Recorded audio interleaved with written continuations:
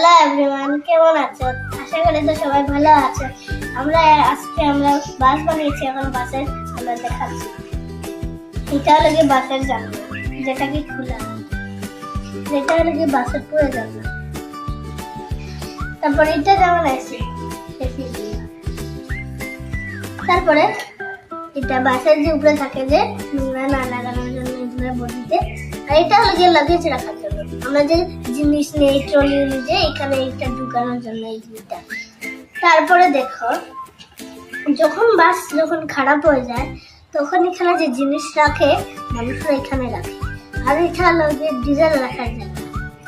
আমরা নিয়ে কার্টুন দিয়ে এই গাছটা বানিয়েছি, এখন ফিনিশিং বাকি আছে, কালার করা বুটিটা। তারপরে যে আপনার ভালো লেগেছে কমেন্ট করে বলে দেবেন। বাই বাই, সাবস্ক্রাইব করতে